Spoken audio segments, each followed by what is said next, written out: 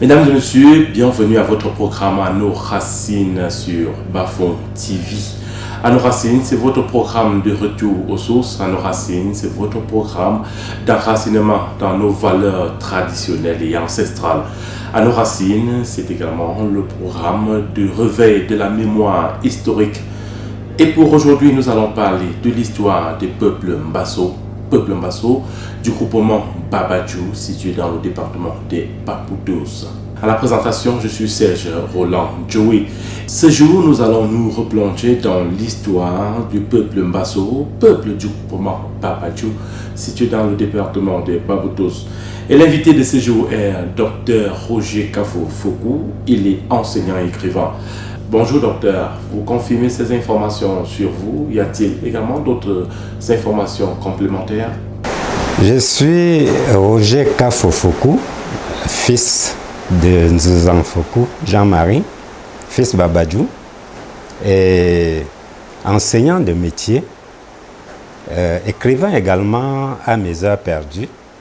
Ces derniers mois, j'ai eu l'insigne honneur de me voir investi comme président de l'unité opérationnelle scientifique dans le cadre de l'organisation de l'intronisation de Sa Majesté Fo Kafo Sambanken, l'Angevin, au roi d'Mbasso. Et cette tâche-là, je l'exerce avec une équipe très dévouée.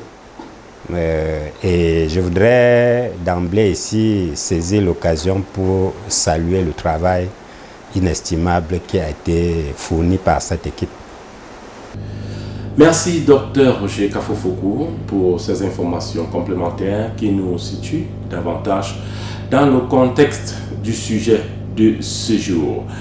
Pour entrer donc dans le vif du sujet, docteur, plusieurs sources remontent de l'origine de l'histoire du peuple Mbasso dans la Damawa. Pourriez-vous nous parler du périple migratoire de ce peuple? Partant des trajectoires migratoires, Jean-Louis Ndormo insiste sur le fait que les Mbasso seraient issus de la 5e vague migratoire des Bouching, venus de la région du nord-ouest.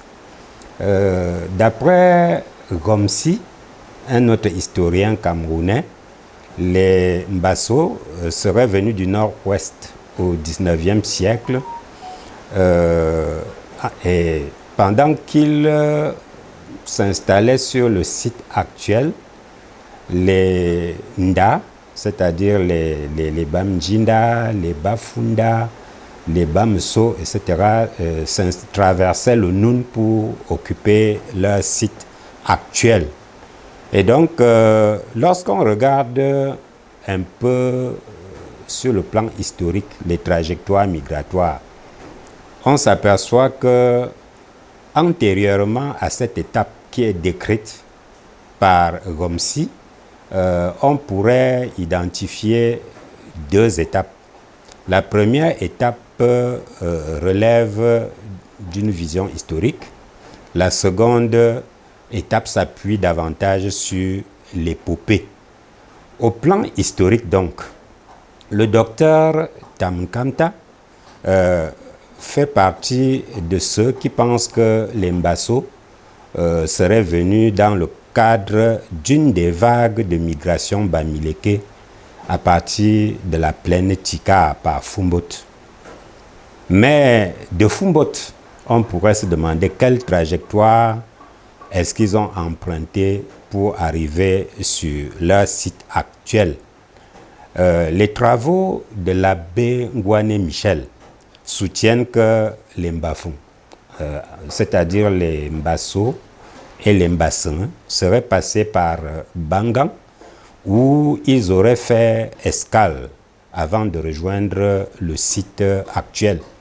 Un autre chercheur anglophone, celui-là, Adewanki, dans sa thèse sur l'histoire des Opangemba de 1800 à 1961, remonte lui ce parcours beaucoup plus loin et affirme que les Babadjou se seraient installés d'abord dans la région de Widikum, d'où ils seraient repartis au XVIIe siècle en compagnie des Awin, des Pignin, des Bamunkumbit, des Bamignam. Et c'est à ce moment-là qu'ils seraient venus s'installer sur leur site actuel. De son côté, et empruntant beaucoup plus à l'épopée, Chouala soutient que les Mbafong sont des descendants de 7 chasseurs. 7 chasseurs, tous issus des vagues migratoires des Bamileke en provenance de la plaine Tika, qui se seraient installés dans les Grassfields au XVIIe siècle. Cette version fait d'ailleurs écho à la tradition orale qui affirme que les Mbasso sont effectivement les descendants de chasseurs. Mais cette fois-ci, la tradition orale ne parle pas de 7 chasseurs, mais de 10, 9 plus 1, qui se seraient retrouvés dans ces montagnes de la région du Bamboutos. Et s'étant retrouvés là, ils ont décidé de couronner l'un des leurs, le 10e, pour en faire leur chef. Celui-là, certains l'appellent tantôt Chitsamtu ou Nchimetu, d'autres l'appellent Mbungon. Et les 9 autres seraient devenus les 9 notables fondateurs. Comme on peut le voir en fonction des sources, des documents exploités, il y a beaucoup de divergences dans les versions, mais également beaucoup de points de contact. Et c'est intéressant parce que à partir de ces sources, on a de la matière pour poursuivre les recherches ultérieurement et voir dans quelle mesure on pourrait aboutir plus tard à une version consensuelle. L'histoire parle également d'une scission entre 2 frères jumeaux. Pourriez-vous également nous situer dans l'éclatement de ce peuple Mbafo? Tout à fait exact. C'est avant tout la tradition orale qui parle des jumeaux royaux Mbafon. La situation temporelle de cette partition reste historiquement parlant un problème à résoudre. Si on prend les informations qu'on peut puiser dans la documentation de Longto Tatsa Martin, il situe cette situation, cette scission dans la succession de Fofo Kok. Le partage des territoires, selon lui, s'étant opéré avec l'aval des notables. D'autres narratifs remontent carrément la scission au chef fondateur, l'ancêtre fondateur, le grand Chitsamtu lui-même. Et on peut voir que selon cette version, cette scission se serait opérée à l'origine même de la fondation des 2 villages, c'est-à-dire au XVIIe siècle.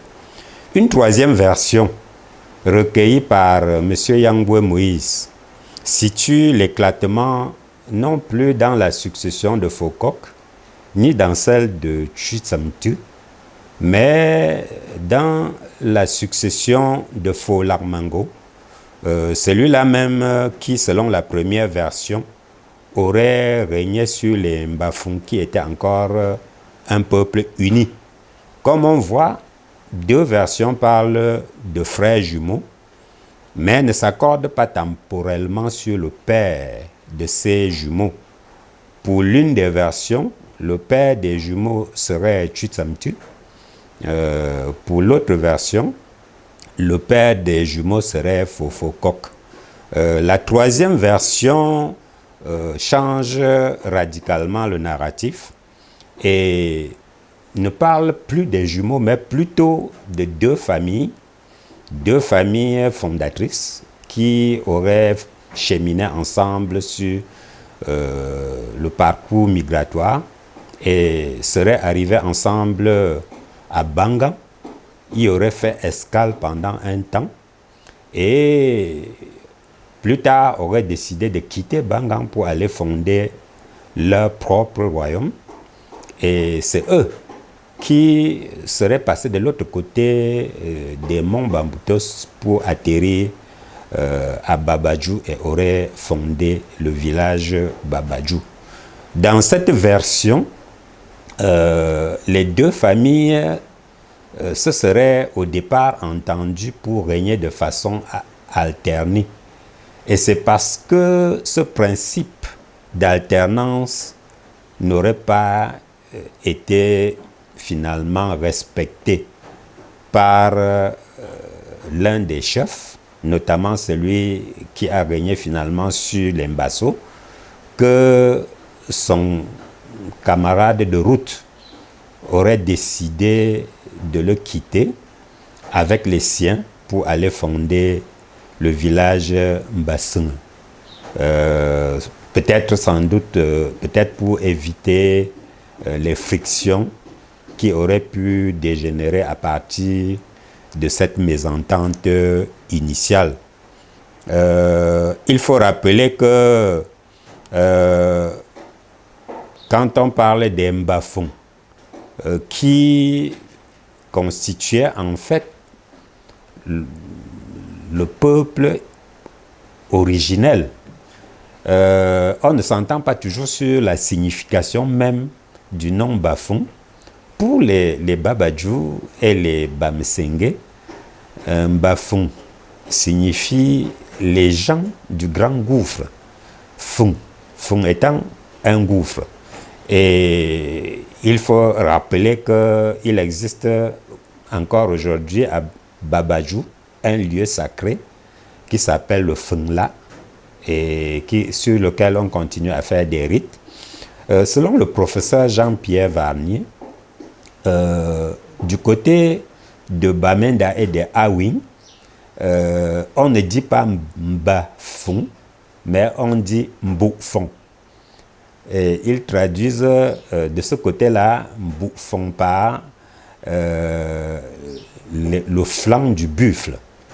C'est très intéressant lorsqu'on parle de Mboufong comme flanc du buffle parce que à Babadjou, on sait que dans les monts Bamboutos, il y a toujours eu les fonds du chef. Les fonds du chef qui sont tantôt des bœufs, tantôt effectivement des buffles. Encore une fois, on voit que plusieurs itinéraires se croisent et ne se rencontrent pas véritablement, ce qui aboutit à un nouvel objet pour les recherches ultérieures. Docteur, l'histoire de Babadjou nous révèle également qu'il y a eu plusieurs rois qui sont passés à la tête de cette chefferie. L'on n'est véritablement pas bien fixé sur le nombre. Que révèlent les récentes recherches sur l'aperçu dynastique du peuple Babadjou? Sur la généalogie de la dynastie régnante sur les Mbasso, il existe une version officielle et plusieurs versions non officielles. Selon la version officielle, les Mbasso seraient aujourd'hui sur le point d'introniser leur 11e roi, Sa Majesté Fo Kafo Sambanken, l'Angevin. À côté de cette version officielle, de nombreuses recherches ont été conduites et en parcourant un peu ces recherches, je suis tombé sur 3 versions différentes.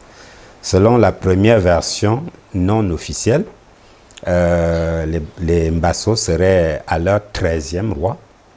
La deuxième version parle de 15 rois et la troisième version parle de 18 rois. Oui, comme on voit, lorsqu'on remonte jusqu'au XVIIe siècle, il est évident que l'absence de l'écrit pour une grande partie de cet intervalle temporel a permis qu'il y ait un certain nombre de fuites que les chercheurs sont en train de rattraper progressivement. Avec le temps et les croisements, il n'y a pas de doute qu'on va progressivement aboutir à une description plus précise de la dynastie régnant sur les Mbasso. Ce qui est remarquable et qu'il faut d'ores et déjà souligner, c'est qu'il s'agit d'une dynastie continue. Il n'y a pas véritablement eu de rupture, et même s'il y a eu à une période ou à une autre des querelles de succession, des régences qui ne se sont pas bien passées, il reste que la dynastie qui règne sur les Babadjoujou, les Mbasso, s'est déroulée en droite ligne depuis le départ, qui pourrait être le 16e ou le 17e siècle, jusqu'à nos jours. Et donc, quand on découpe temporellement ce large espace temporel, il est vrai qu'on peut trouver 11 rois, mais il est aussi possible de trouver 18 rois, ou moins ou plus. Voilà l'état de la question au moment où je vous parle. Docteur, merci beaucoup pour ces informations sur l'origine du peuple Babadjou. Certains chefs ont particulièrement marqué leur règne en accomplissant des actes de martyr. Pouvez-vous nous parler de celui qui est mort au front lors de la guerre contre les Pinying? Il faut d'abord dire que les Mbasso sont un peuple guerrier. Un peuple guerrier et qui, par conséquent, en raison de ce statut, ont toujours eu beaucoup de mal à la soumission. Ils se soumettent difficilement. Et cela a marqué l'histoire des Mbasso depuis la période précoloniale jusqu'à la période post-coloniale. Et lorsque les Mbasso disent « Solo Kongé », en fait, cette exclamation traduit le fait que dans leur esprit, l'image qu'ils ont d'eux-mêmes, c'est l'image de personnes portant des lances, c'est-à-dire des gens qui sont constamment sur le pied de la guerre. Et lorsque vous regardez le rite avec lequel les Mbasso enterrent leurs morts, c'est un rite qui est indiscutablement guerrier. La descente de deuil, comme on dit chez les Mbasso. Ceci nous ramène à quelque chose de très précis, à savoir que le pouvoir chez les Mbasso était un pouvoir de type militaire. En réalité, le chef des Mbasso était factuellement et non théoriquement le chef des armées.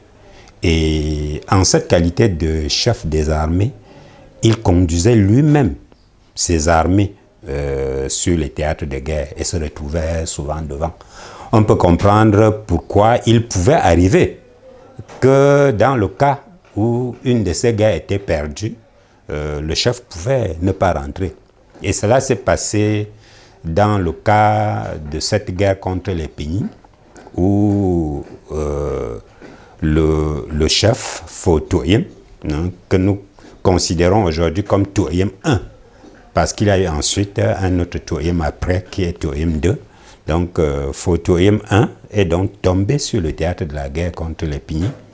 Et les Pinying l'ont décapité et ont conservé son crâne comme un trophée de guerre. Il a fallu plus tard négocier pour obtenir le rapatriement de celui-ci. Et on peut dire que dans l'histoire des Mbasso, cet acte-là, cet acte posé par Fotoyem, c'était un acte de courage qu'on retrouve d'ailleurs très souvent lorsqu'on se penche sur la vie des souverains Basso. Parce que Photoyem considérait qu'il avait un devoir d'exemplarité, en quelque sorte, à donner à son peuple. Et cela mérite à la fois d'être reconnu et célébré. Et qu'en est-il du résistant Fonzijo? Maintenant, on retrouve plus tard chez un de ses descendants, successeurs, Fonzijo, au début du 19e siècle, ce même trait de personnalité des souverains Basso qui s'était illustré comme on l'a vu avec Touyem I à l'époque précoloniale. On est alors avec Fonzijo en 1904 et les Allemands ont investi les Grassfields et mettaient en place des infrastructures de colonisation et d'exploitation du territoire. Il y a à ce moment-là 2 stations allemandes, la station de Bamenda et la station de Chang. Et entre les 2 stations, les Allemands veulent construire une route. Et cette route traverse en longueur tout le territoire Babadjou. On comprend donc tout de suite que la main-d'œuvre pour tracer et creuser cette route sera majoritairement prélevée à Babadjou. Et donc, sur le chantier de cette route, on imagine bien que les conditions de travail sont dures, je dirais même inhumaines. Il y a beaucoup d'accidents certainement, il y a beaucoup de morts certainement, et les Mbasso finissent par se révolter contre ces conditions-là, encouragés et soutenus par leur chef Fonzijo, et ils désertent le chantier, certains désertent même le village pour échapper à ces travaux forcés de construction de la route. Et l'administration allemande, qui jusque-là avait eu des relations à peu près acceptables, qui avait trouvé un modus vivendi avec le roi d'Embasso, est étonné par ce qui se passe et décide d'en savoir davantage. Et donc, met sur pied une commission d'enquête qui va partir de la station de Bamenda pour venir sur le terrain à Babadjou voir ce qui ne va pas. Alors, cette commission d'enquête est chapeautée par le lieutenant Strompel. Et sur le terrain, pendant qu'on attend cette commission d'enquête, les conducteurs des travaux, les Allemands qui conduisent les travaux de la route, sont conscients que le résultat de cette enquête sera à charge contre eux. Ils ne veulent donc pas de cette enquête.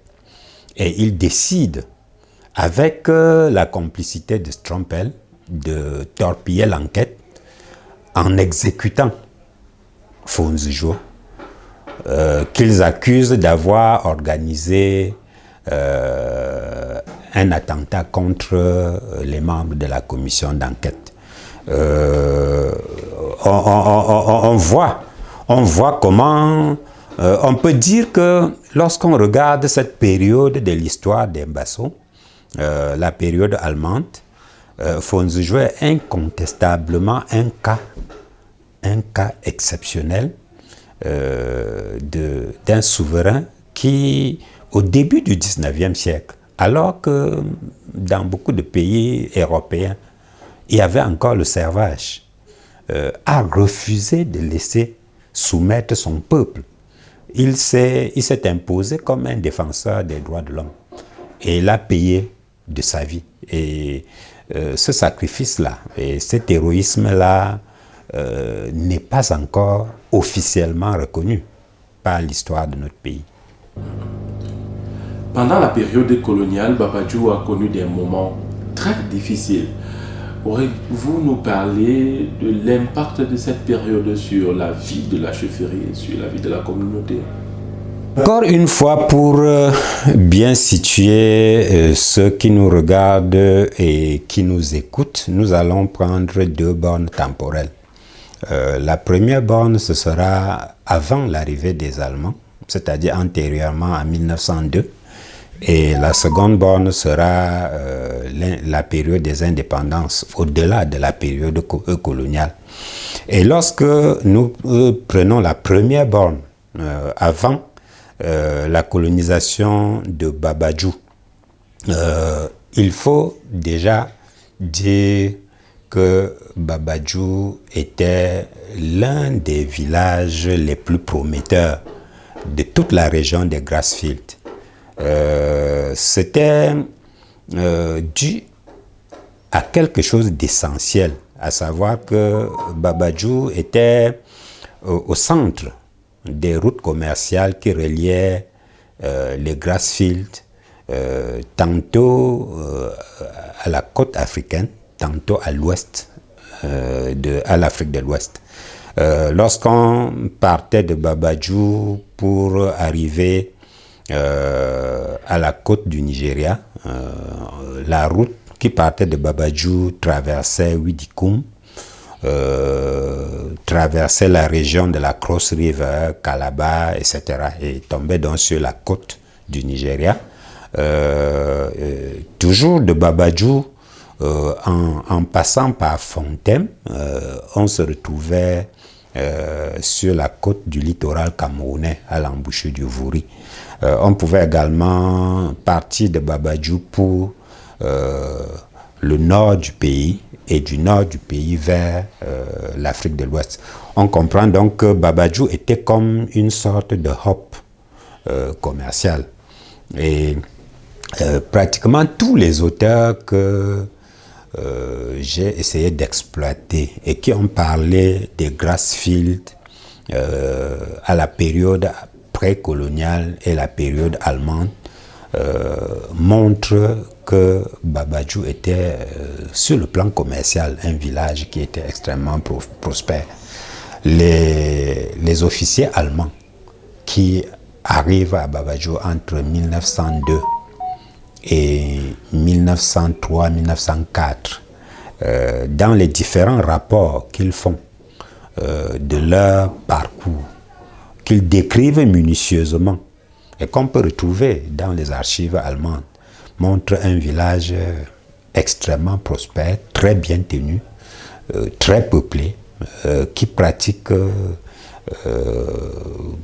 beaucoup de types d'agriculture, qui élève les petits ruminants, qui vend les peaux de buffle, les peaux de panthère, etc., qui fait de l'artisanat. Bref, c'était un village extrêmement prospère.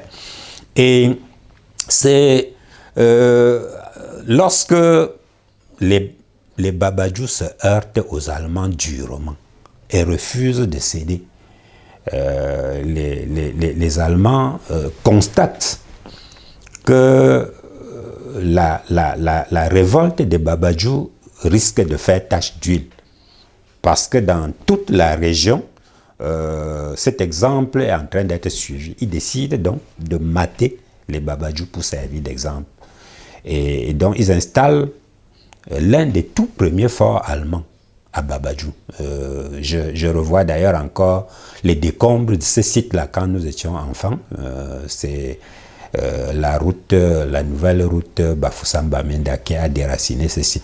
Et donc, ce fort-là permet de faire venir des troupes de Tchang, de Bamenda, d'un peu partout pour les installer à Babadjou, pour mater la révolte des Babadjou et leur faire payer leur insoumission.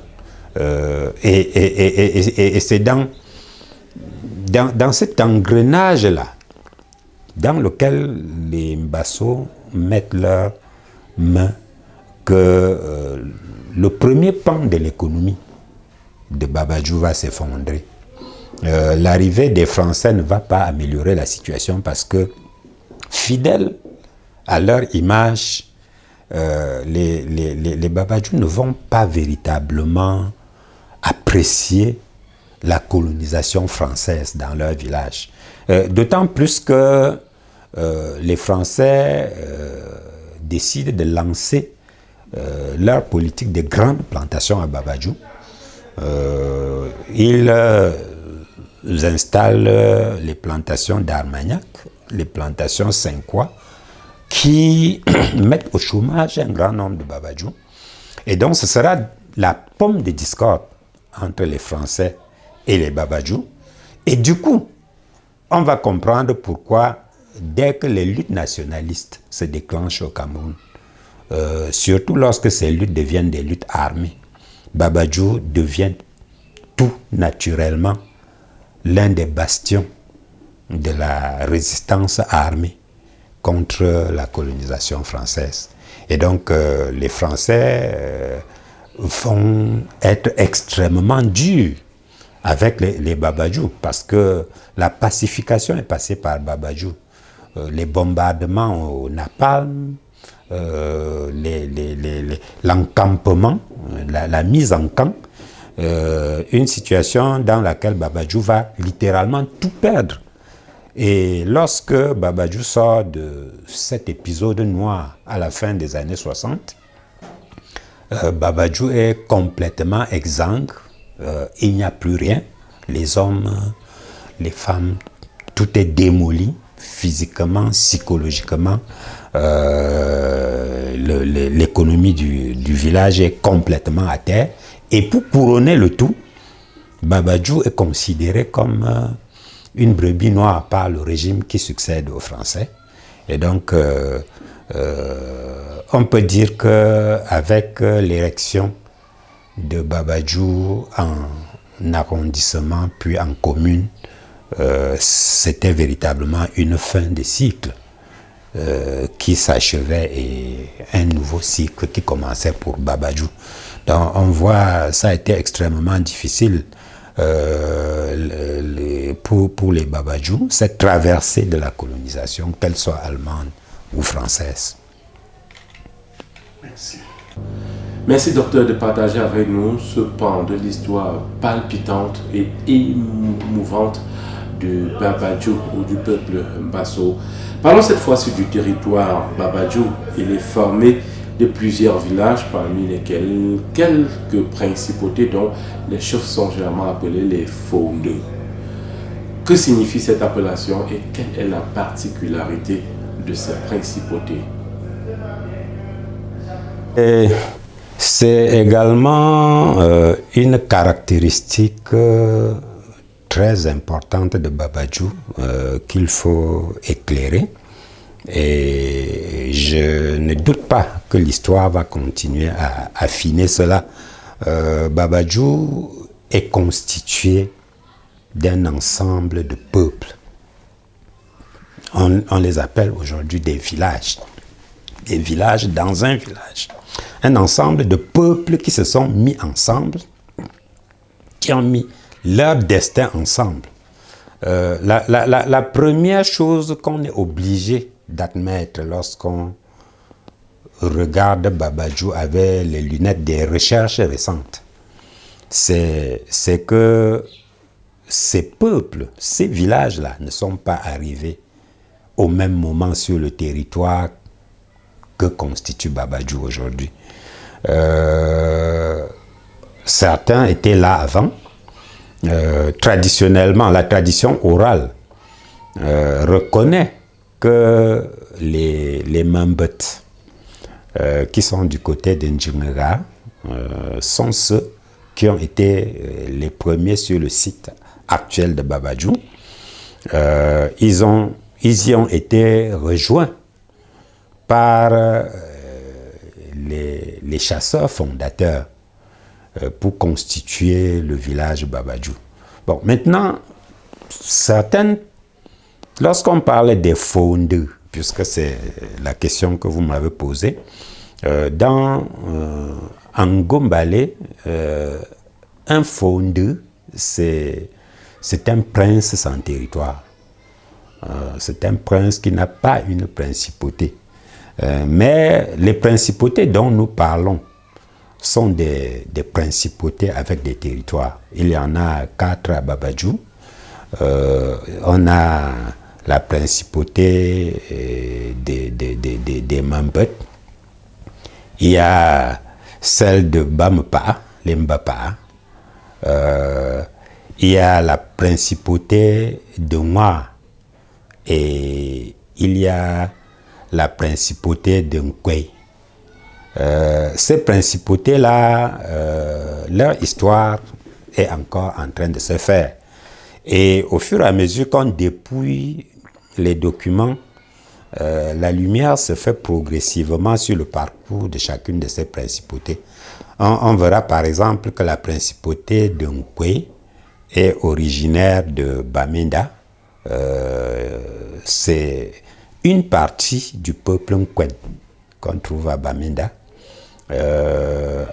En effet, dans les guerres qui ont prévalu à une certaine époque, les Nkwen se sont retrouvés face à des ennemis plus puissants qu'eux et ils ont dû fuir pour leur vie en se divisant en deux groupes. L'un des groupes est allé se réfugier à Banso et le deuxième groupe est venu se réfugier à Babadjou. Lorsque le calme fut revenu, le groupe qui était allé à Banso est rentré en Kwena Bamenda, mais le groupe qui est venu à Babadjou n'est plus jamais rentré. Il est donc resté à Babadjou et il forme la principauté des Nkwei aujourd'hui. De la même manière, si on prend les Bangwa, comme on les appelle, on va se rendre compte que quelque part dans le Donga et Mantoum, il y a aussi un village Mwa. Donc, ces principautés-là représentent donc des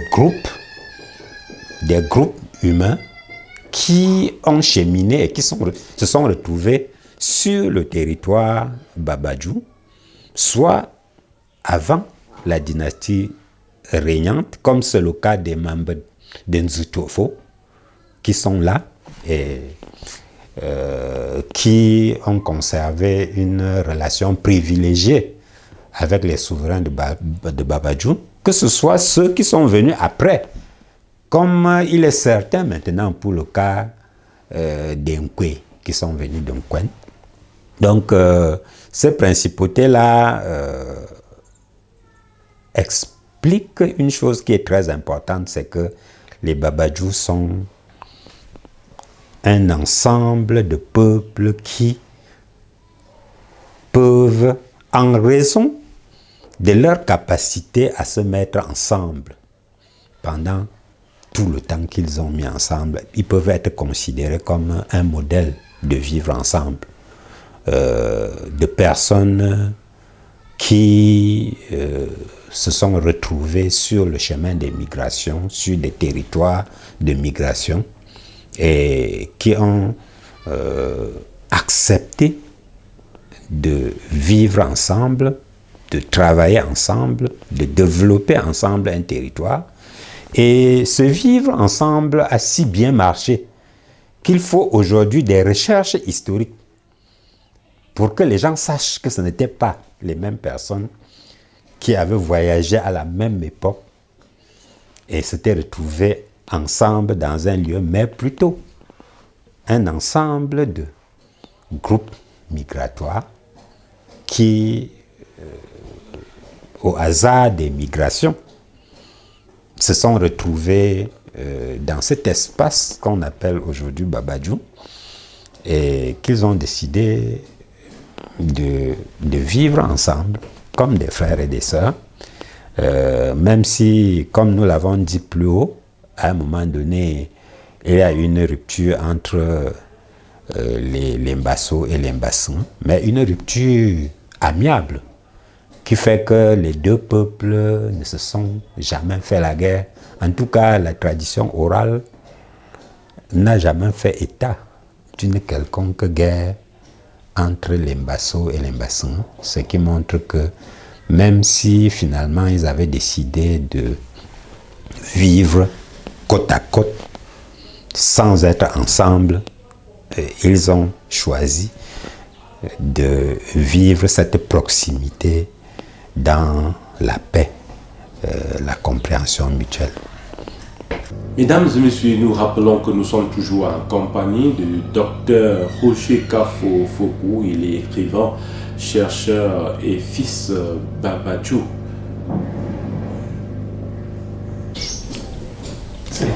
Oui, les Mbasso, finalement, lorsqu'on pénètre, on commence à pénétrer leur histoire, on se rend compte que c'est un peuple qui est véritablement fascinant. Fascinant parce que c'est un peuple qui est caractéristique de ce que les Africains, lorsqu'ils ont rencontré la colonisation, non seulement ils se sont battus contre cette colonisation, mais ils se sont battus pour de bonnes raisons. C'était des peuples guerriers, les Mbasso, et le fait qu'ils aient, à un certain moment de l'histoire, rencontré sur leur route de mauvaises personnes. Je veux parler de ces gens qui, sur les chantiers, avaient décidé de mettre en place des conditions de travail inhumaines, a déformé totalement la relation qui aurait pu être celle des Mbasso avec les Allemands. Et puis, plus tard, la colonisation française ne leur a pas fait des cadeaux non plus. Mais ce peuple-là, qui est un peuple de battants, a traversé des épreuves extrêmement difficiles, sans jamais se démentir. Parce que la première chose que l'on découvre lorsqu'on tombe sur les Mbasso, c'est que c'est on le dit souvent, que chaque Mbasso est un fondeur, pour employer le terme que vous avez, sur lequel vous m'avez interrogé tout à l'heure. C'est-à-dire que chaque Mbasso se considère comme un prince sans principauté. Et on se demande souvent, lorsqu'on regarde leurs voisins qui sont prospères, sur quoi les Mbasso comptent pour croire qu'ils sont des êtres supérieurs. Jusqu'à ce qu'on rentre dans leur histoire et qu'on commence à comprendre qu'en fait, les vicissitudes de leur histoire les ont appauvris, les ont réduits au statut qui est resté longtemps le leur, de village pauvre, sans élite, d'affaires. On en est arrivé à croire que c'était véritablement ça, ce qui avait toujours été le destin des Babadjou. Et à l'occasion de l'intronisation de ce 11e souverain, ou alors ce 13e, ou ce 15e, ou ce 18e, ça dépend de la version, souverain de leur trône sacré, on est en train de découvrir que les Mbasso sont en train de se lever comme un seul homme. C'est pratiquement inédit. Et on ne sait pas pourquoi la conjoncture ou l'alignement des planètes fait que ce phénomène se produise aujourd'hui avec ces jeunes chefs, que apparemment les Mbasso sont en train de porter comme la prunelle de leurs yeux. Je crois que ce peuple longtemps brimé, longtemps matraqué, qui avait à un moment donné perdu confiance en lui-même, est en train de renaître, et il est en train de montrer à la face de tout le pays, et je peux exagérer en disant à la face du monde, qu'il est resté le même peuple qui était un des plus grands peuples des Grassfields avant la colonisation. C'est ça qui est en train de se passer. Et je crois que cette intronisation marque une date importante dans l'histoire d'Imbasso et que au lendemain de cette intronisation, les Mbasso ne seront plus les mêmes.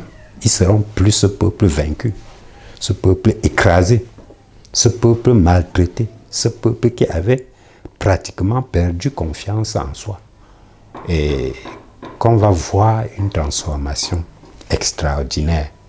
Je conclurai en disant que les Mbasso sont en train de prendre un rendez-vous avec leur futur qui est une sorte de retour vers une gloire passée et qu'ils n'ont jamais oublié. Je leur souhaite une marche victorieuse vers ce futur. Merci docteur d'avoir accordé cet entretien dans le cadre de l'émission À nos racines sur Bafom TV. Mesdames et messieurs, merci de rester connectés, de rester des nôtres. On se retrouve mardi prochain pour une autre édition du À nos racines. Portez-vous bien. Culturellement, portez-vous bien.